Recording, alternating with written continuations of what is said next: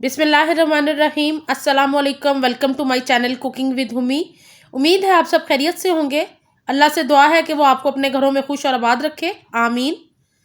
आज मैं आपके साथ फ्रूट कस्टर्ड ट्राइफल की रेसिपी शेयर करने जा रही हूँ।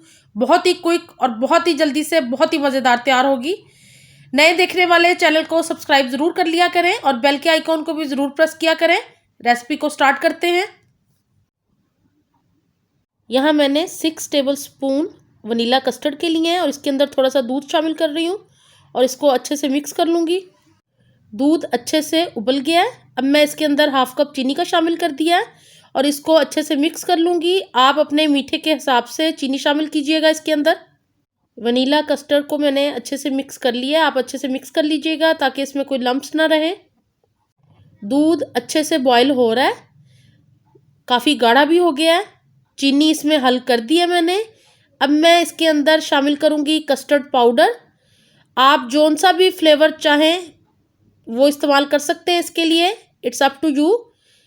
आपको जौन सा भी फ्लेवर पसंद हो। मैंने यहाँ पे वनीला इस्तेमाल किया है। इसको हमने ज़्यादा गाढ़ा नहीं बनाना क्योंकि इसके अंदर हमने केक भी शामिल करना है, तो फिर वो केक एब्जॉर्ब कर लेता है और फिर वो ज़्यादा थिक हो जाता है कस्टर्ड। तो एक मुनासिब सा हमने इसको गाढ़ा करना है कस्टर्ड को। कस्टर्ड हमारा पक रहा है। इसका ध्यान रखिएगा कि ये बॉयल ना हो जाए। इसकी आग मैंने हल्की कर दी है और अब इसको हल्की आंच पे मैं पकाऊंगी जब तक ये अच्छा सा गाढ़ा ना हो जाए। तकरीबन 10 से 12 मिनट लगते हैं इसको और बेहतरीन कस्टर्ड बनके तैयार हो जाता है। कस्टर्ड तैयार हो गया है। यहाँ मैंने केले, अंगूर और सेब ले लिए हैं। यहाँ पे मैंने मार्बल केक बनाया है, ये होममेड है। इसका लिंक मैं डिस्क्रिप्शन बॉक्स में दे दूँगी। मेरे चैनल पे इसकी रेसिपी है, आप वहाँ से चेक कर सकते हैं। फ्रूट को मैंने कट कर लिया। केले और सेब मैंने बारीक कट कर लिए थे। अंगूरों को मैंने साबुत ही रहने दिया है। इनको मैंने एक बाउल में डाला है और इसके अंदर मैं 1 टेबल स्पून पिसी हुई चीनी शामिल करूँगी। इससे बहुत अच्छा सा फ्रूट पे ग्लेज आएगा और ये बहुत ही मज़ेदार फ्रूट तैयार होगा कस्टर्ड में डालने के लिए। यहाँ मैंने एक सर्विंग बाउल ले लिया है शीशे का और इसमें लेयरिंग लगाएंगे हम अपने फ्रूट कस्टर्ड ट्राइफल की। सबसे पहले मैं कस्टर्ड डाल रही हूँ। कस्टर्ड शामिल करने के बाद अब मैंने एक लेयर केक की लगा दी है।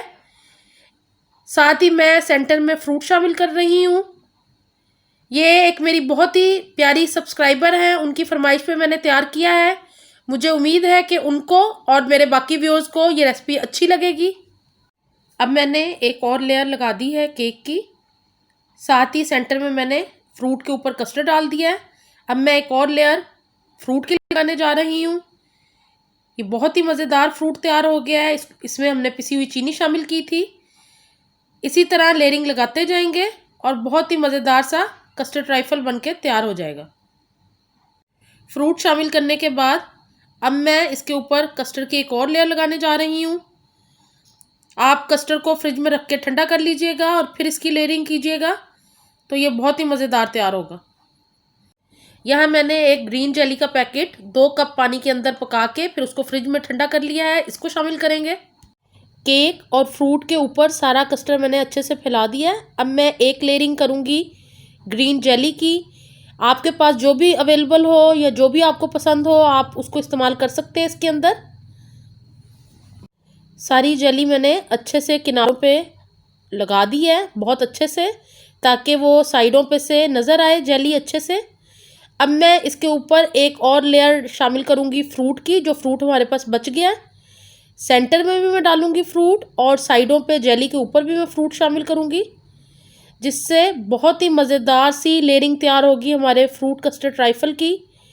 ये बहुत ही मज़े का होता है। बच्चे इसको बहुत ही शौक़ से खाते हैं। मेरे तो बच्चे ख़ास तौर पे इसको बहुत ही पसंद करते हैं। तो आप भी अपने बच्चों के लिए इसे ज़रूर बनाइएगा।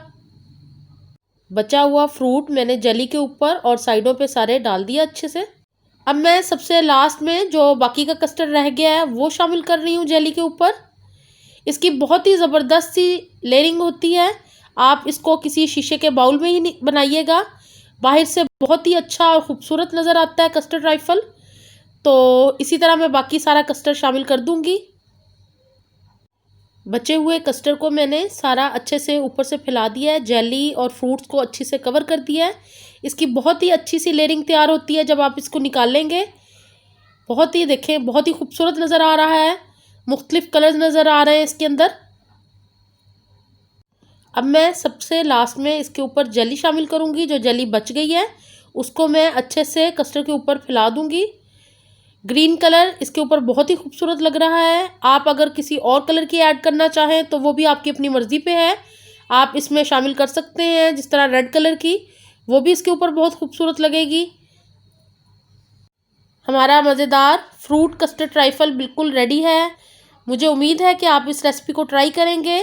मुझे अपना फीडबैक देते रहा करें और कमेंट बॉक्स में अपने सजेशन और अपनी रिक्वेस्ट भी देते रहा करें। मेरी इंशाल्लाह पूरी कोशिश होगी कि मैं उनको पूरा कर सकूं। ये भी किसी की फरमाइश थी जिसको मैंने आज पूरा कर दिया। नए देखने वाले चैनल को सब्सक्राइब ज़रूर कर लिया करें। अपना बहुत ख्याल रखें, दुआओं में याद रखें। अल्लाह हाफिज़।